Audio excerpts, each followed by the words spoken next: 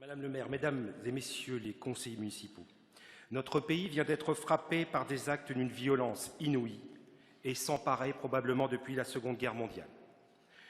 Nos services de sécurité, malgré les nombreuses alertes depuis le 7 janvier, ont été débordés par des ennemis déterminés et qui malheureusement ne s'arrêteront pas là. Nos forces de sécurité sont aujourd'hui sur tous les fronts et bien trop peu nombreuses pour assurer la sécurité de nos concitoyens. Comme l'a rappelé le président de la République, le pacte de stabilité doit faire place au pacte de sécurité. L'effort de sécurisation de nos concitoyens doit aussi passer par les collectivités territoriales, dont la commune est un maillon essentiel.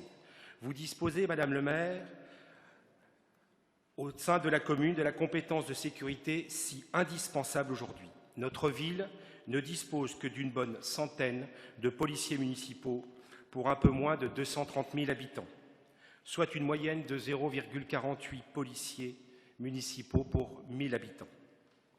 À titre d'exemple, Nice en a 1,06, Avignon 1,21, Drancy 1,53, Beauvais 1,99, Poissy 2,55, Asnières 2,63, Cannes 2,85, Argenteuil 3,59 et Colombes 8,98 policiers pour 1000 habitants.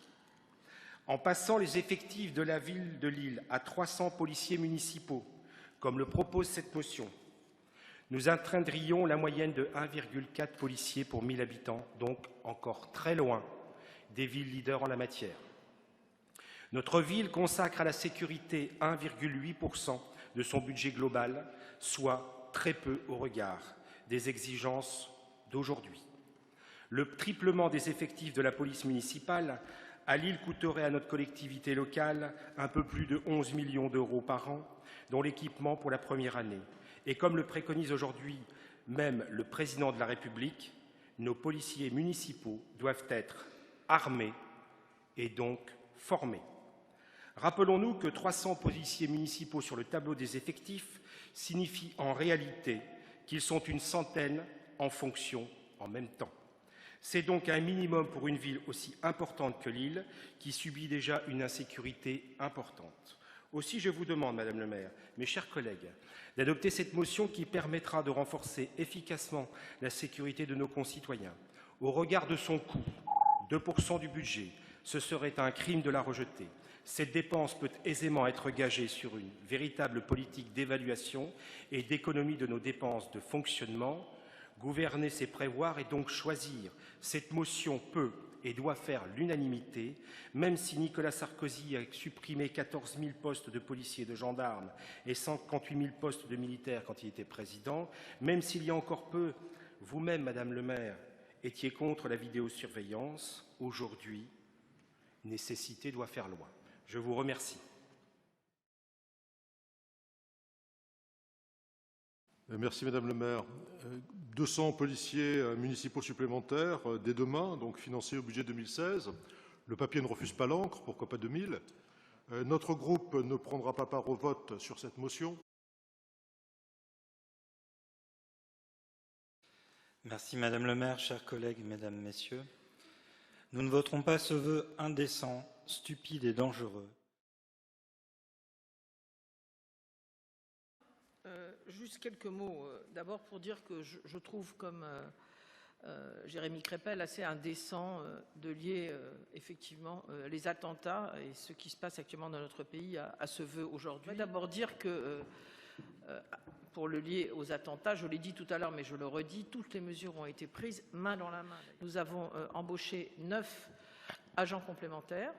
J'ai rendu hommage tout à l'heure au travail qui est le leur. Voilà la raison pour laquelle nous voterons contre cette motion. Ce n'est pas habituel, on n'est pas obligé de la mettre aux voix, mais je pense qu'on va la mettre.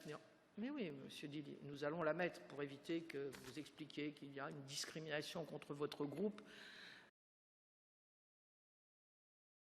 Nous allons lancer maintenant le débat. C'est Monsieur Dilly qui commence pour 5 minutes, Michel Ifry 7 minutes, Marc Baudio 27 minutes, mais enfin, je pense qu'il n'en abusera pas, et Jean-René Le Serre, 7 minutes.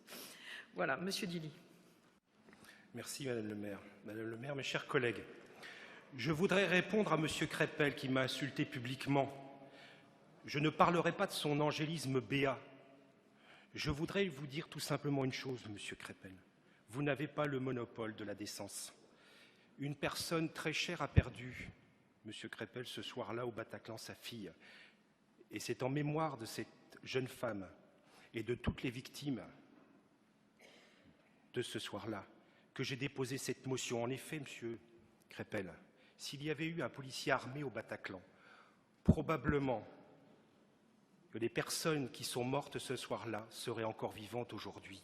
Et je voudrais vous rappeler, M. Crépel, que l'armement des policiers n'est pas fait pour qu'ils se défendent personnellement, mais il est fait pour qu'ils nous assurent et qu'ils nous protègent collectivement. Madame le maire, vous allez prendre 1h30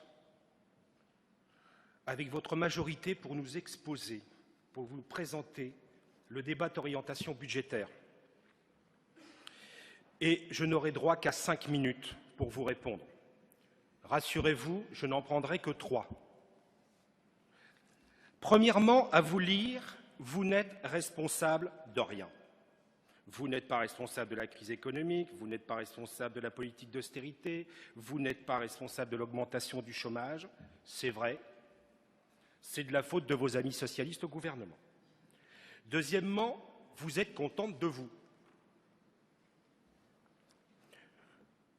Je dénonce ici solennellement votre autosatisfaction. Vous prétendez maîtriser le budget de fonctionnement, il dérape de 2,9%, soit 3 fois le niveau de l'inflation cette année.